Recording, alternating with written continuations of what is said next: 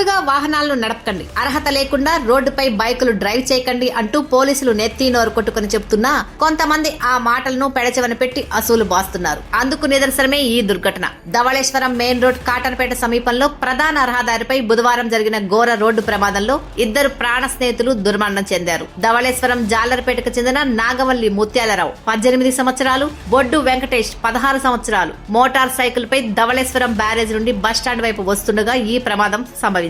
వీరి బైక్ అదుపు తప్పి ముందు వెళ్తున్న ఆర్టీసీ బస్సును క్రాస్ చేయబోయి వెనక టైర్ కింద పడి వారు అక్కడికక్కడే మృతి చెందారు. ఈ ఘటనతో స్థానికంగా విషాద ఛాయలు అలుముకున్నాయి. సమాచారం అందుకున్న ధవళేశ్వరం కడియం పోలీసులు వెంటనే సంఘటనా స్థలానికి చేరుకుని సహాయక చర్యలు చేపట్టారు. మృతదేహాలను రాజమహేంద్రవరం ప్రభుత్వ ఆసుపత్రికి తరలించారు. ఈ ప్రమాదానికి కారణమైన ఆర్టీసీ బస్సును పోలీస్ స్టేషన్ కు తరలించారు. ఈ ప్రమాదం గురించి తెలిసిన జాలరిపేట గ్రామస్తులు ధవళేశ్వరం పోలీస్ స్టేషన్ వద్దకు చేరుకుని తమకు న్యాయం జరగాలని డిమాండ్ చేశారు. పోలీసులు వారిని శాంతింపజేసి దర్యాప్తు చేపట్టారు.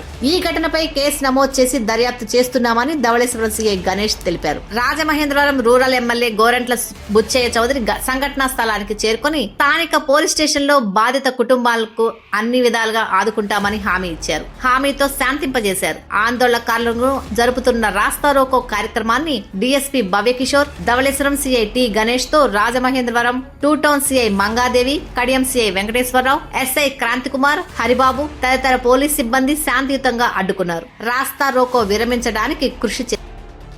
మానవత్వంతో స్పందించిన ధవళేశ్వరం సీఐ గణేష్ ఇద్దరు మృతుల కుటుంబాలకు తక్షణ మట్టి ఖర్చుల కింద 20,000 Rajahmundry south zone DSP Bhavyakishore చేతుల మీదుగా అందజేశారు.